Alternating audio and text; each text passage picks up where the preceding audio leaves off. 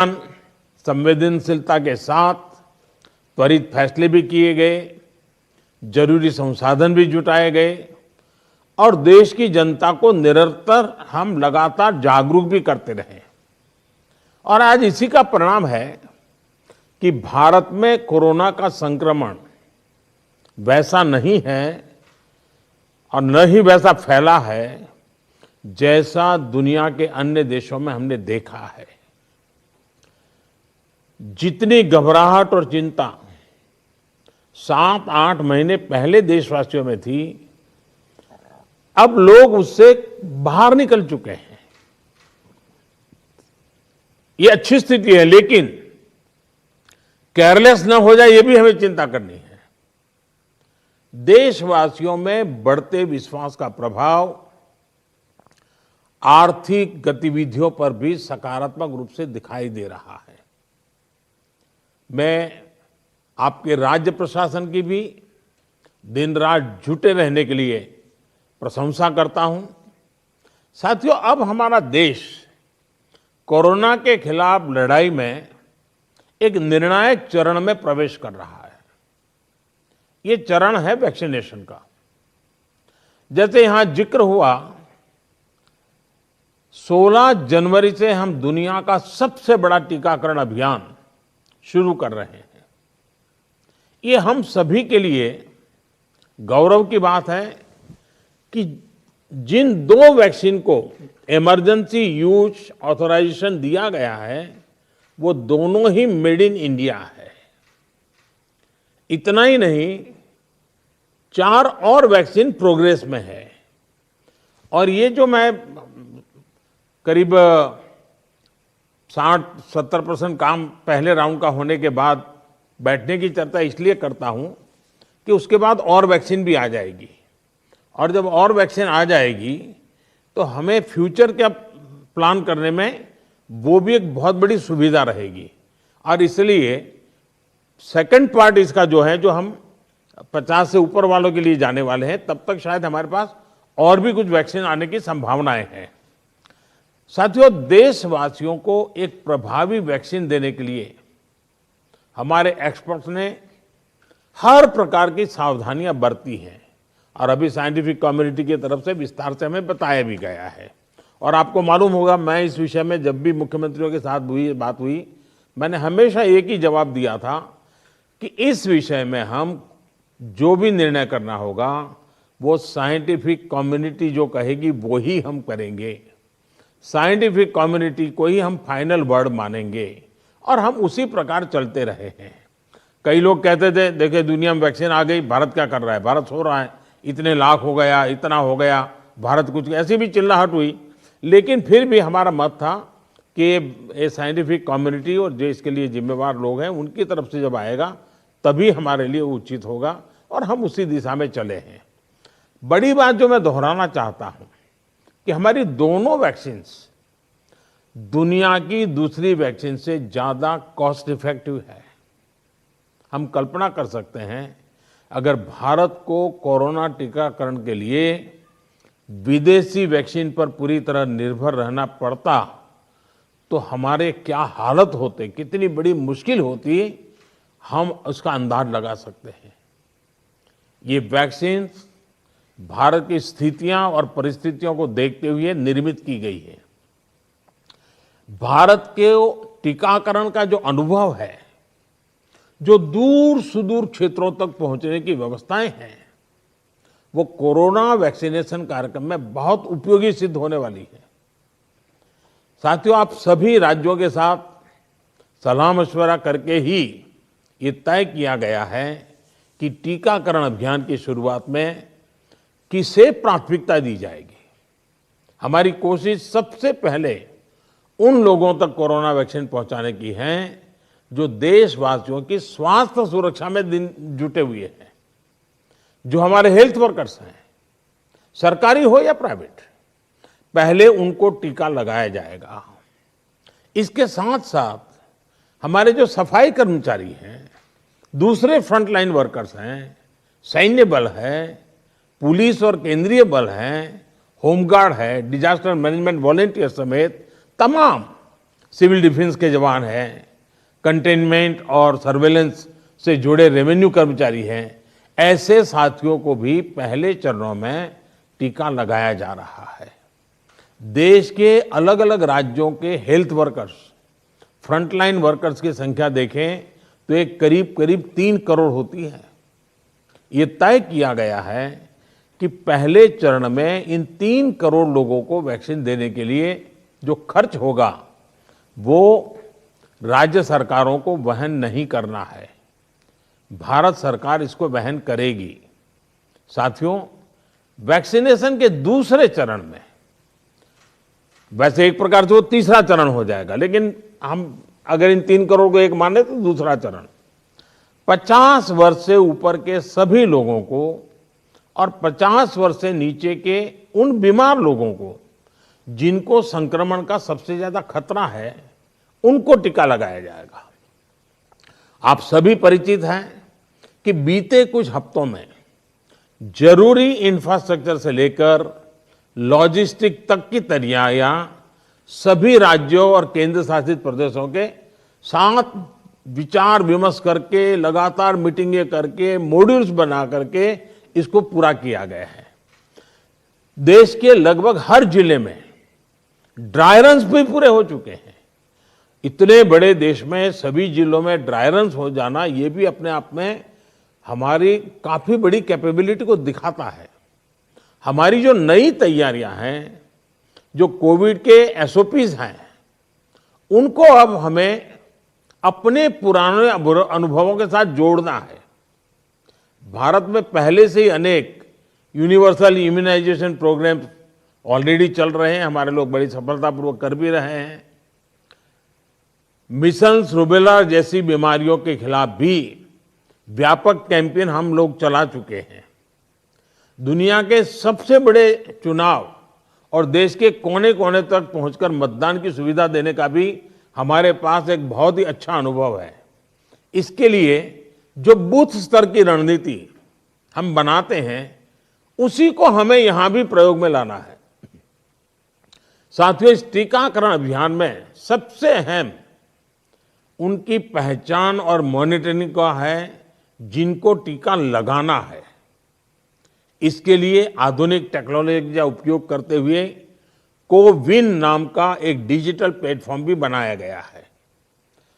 आधार की मदद से लाभार्थियों की पहचान भी की जाएगी और उनको दूसरी डोज समय पर मिले, ये भी सुनिश्चित किया जाएगा। मेरा आप सभी से विशेष आग्रह रहेगा कि टीकाकरण से जुड़ा रियल टाइम डेटा कोविन पर अपलोड हो, ये सुनिश्चित करना है। इससे जरा सी चूक भी इस मिशन को नुकसान पहुंच सकता है। कोविन पहले टीके के बाद एक डिजिटल वैक्सीनेशन सर्टिफिकेट जनरेट करेगा। लाभार्थी को यह सर्टिफिकेट टीका लगाने के बाद डिजिटली तुरंत देना जरूरी है, ताकि उसे सर्टिफिकेट लेने के लिए फिर ना आना पड़े। किसको टीका लग चुका है, ये तो इस सर्टिफिकेट से पता चलेगा ही, साथ ही दूसरी डोज उसको कब लगेगी, इसके रिमाइंडर के रूप में भी ये काम करेगा। दूसरी डोज के बाद फाइनल सर्टिफिकेट दिया जाएगा। साथियों, भारत जो करने वाला है, उसे दुनिया के अनेक देश फिर फॉलो करेंगे।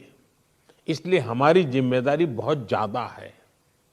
एक और अहम तथ्य है जिसका हमें ध्यान रखना है, दुनिया के 50 देशों में 3-4 सप्ताह से वैक्सीनेशन का काम चल रहा है। करीब करीब 1 महीना हुआ, लेकिन अब भी करीब करीब 2.5 करोड़ लोग ही वैक्सीन हो पाई है पूरी दुनिया में।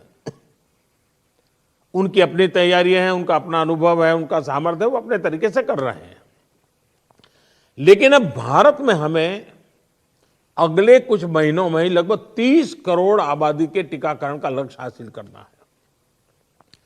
इस चुनौती का पूर्वानुमान लगाते हुए ही बीते महीनों में भारत ने बहुत व्यापक तैयारियां की हैं। कोरोना की वैक्सीन से अगर किसी को कुछ असहजता होती है, तो उसके लिए भी जरूरी प्रबंध किए गए हैं। यूनिवर्सल इम्यूनाइजेशन प्रोग्राम में पहले से ही इसके लिए एक मैकेनिज्म हमारे पास रहता है।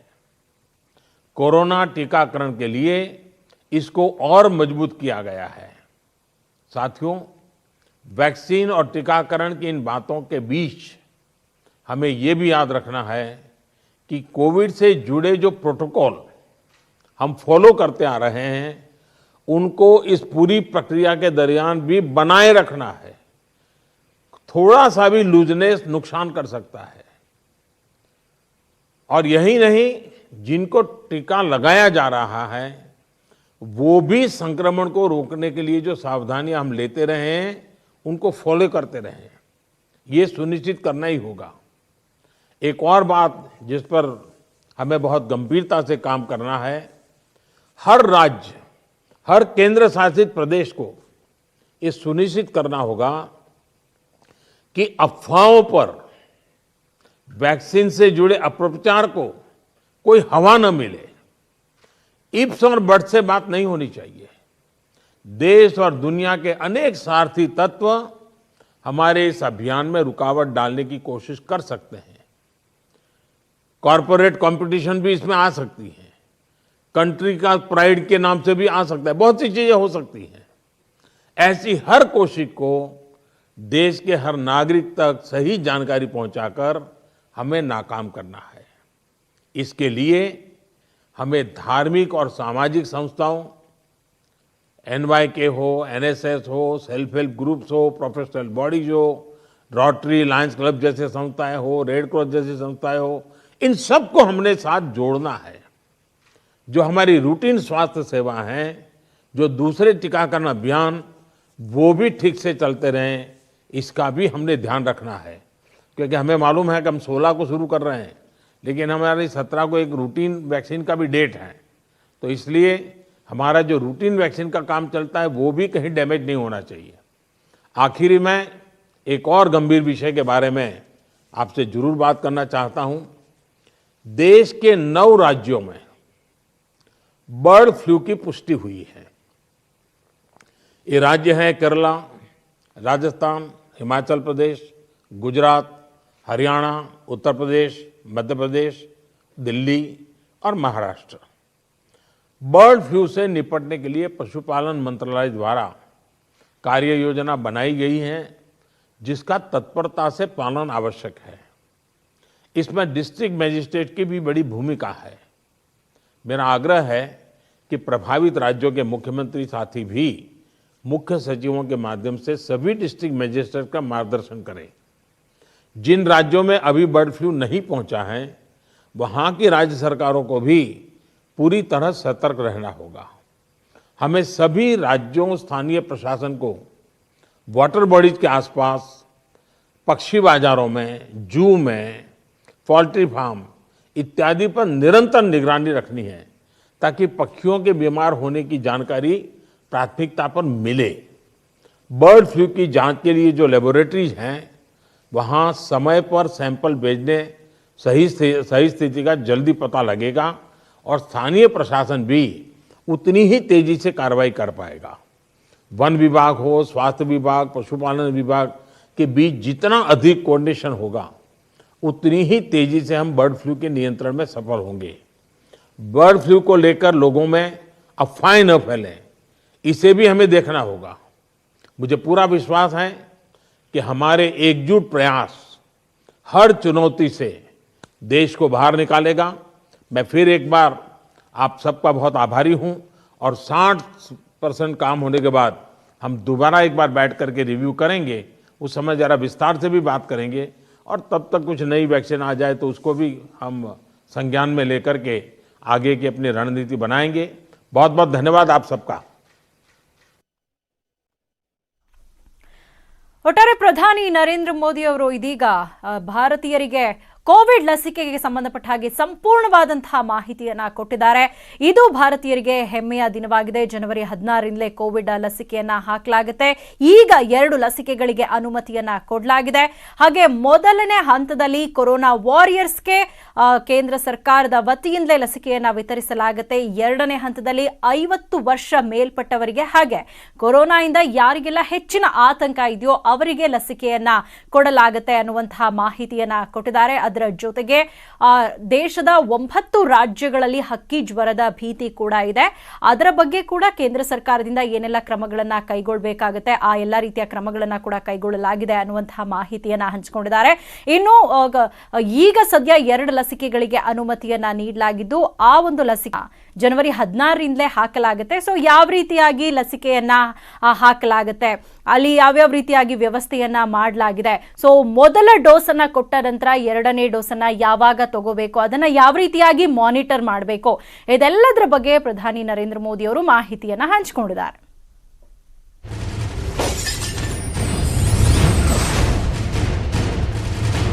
ಭಾರತಕ್ಕೆ ಇದು ಹೆಮ್ಮೆಯ ದಿನ. ಪ್ರಧಾನಿ ನರೇಂದ್ರ ಮೋದಿ ಅವರು ಹೇಳಿದ್ದಾರೆ, ಕೇಂದ್ರದಿಂದಲೇ ನೇರವಾಗಿ ಲಸಿಕೆಯನ್ನ ಖರೀದಿ ಮಾಡಲಾಗುತ್ತೆ. 2 ಲಸಿಕೆಗಳಿಗೆ ಈಗ ಆಲ್ರೆಡಿ ಅನುಮತಿಯನ್ನ ಕೊಡಲಾಗಿದೆ. ರಾಜ್ಯಗಳಿಗೆ ಆ ಬಳಿಕ ಲಸಿಕೆಯನ್ನ ಕಳುಹಿಸಿಕೊಡ್ತೀವಿ, ಯಾವುದೇ ರೀತಿಯಾದಂತಹ ಗೊಂದಲ ಆಗಬಾರದು ಅನ್ನೋ ನಿಟ್ಟಿನಲ್ಲಿ ಈ ಒಂದು ಕ್ರಮಗಳನ್ನ ಕೈಗೊಳ್ಳಲಾಗಿದೆ ಅಂತ ಹೇಳಿದ್ದಾರೆ. ಲಸಿಕೆ ಮಾರಾಟಕ್ಕೆ ರಾಜ್ಯಗಳನ್ನ ಸಂಪರ್ಕಿಸಬೇಕಾಗಿಲ್ಲ, ಕಂಪನಿಗಳಿಂದ ರಾಜ್ಯಗಳು ಖರೀದಿಸಬೇಕಾಗಿಲ್ಲ, ನೇರವಾಗಿ ಲಸಿಕೆಯನ್ನ ಮೊದಲಿಗೆ ಕೇಂದ್ರ ಸರ್ಕಾರ ಖರೀದಿ ಮಾಡುತ್ತೆ. ರಾಜ್ಯಗಳ ಮಧ್ಯೆ ಯಾವುದೇ ರೀತಿಯಾದಂತಹ ಗೊಂದಲಗಳು ಆಗಬಾರದು. ಈ ನಿಟ್ಟಿನಲ್ಲಿ ಮೊದಲು ಕೇಂದ್ರ ಸರ್ಕಾರವೇ ಲಸಿಕೆಯನ್ನ ಖರೀದಿ ಮಾಡಿ ಆ ನಂತರ ಲಸಿಕೆಯನ್ನ ರಾಜ್ಯಗಳಿಗೆ ಹಸ್ತಾಂತರ ಮಾಡಲಾಗುತ್ತೆ. ಸೊ ಮೊದಲನೇ ಹಂತದಲ್ಲಿ ಕೊರೋನಾ ವಾರಿಯರ್ಸ್ಗೆ ಲಸಿಕೆಯನ್ನ ನೀಡಲಾಗುತ್ತೆ. ಆ ನಂತರ 2ನೇ ಹಂತದಲ್ಲಿ 50 ವರ್ಷ ಮೇಲ್ಪಟ್ಟವರಿಗೆ ಲಸಿಕೆಯನ್ನ ವಿತರಿಸಲಾಗುತ್ತೆ. ಈಗ ದೇಶಾದ್ಯಂತ ಡ್ರೈ ರನ್ ಅನ್ನ ಕೂಡ ಮಾಡಲಾಗಿತ್ತು, ಅದರಿಂದ ಆತ್ಮವಿಶ್ವಾಸ ಹೆಚ್ಚಾಗಿದೆ. ಮೊದಲ ಹಂತದ ಲಸಿಕೆ ಖರ್ಚನ್ನ ಕೇಂದ್ರ ಸರ್ಕಾರವೇ ಭರಿಸುತ್ತೆ ಅಂತ ಪ್ರಧಾನಿ ನರೇಂದ್ರ ಮೋದಿ ಅವರು ಮಾಹಿತಿಯನ್ನ ಕೊಟ್ಟಿದ್ದಾರೆ. ಸುದ್ದಿ ಮುಂದುವರಿಯುತ್ತೆ ಚಿಕ್ಕ ಬ್ರೇಕ್ ಆದ್ಮೇಲೆ.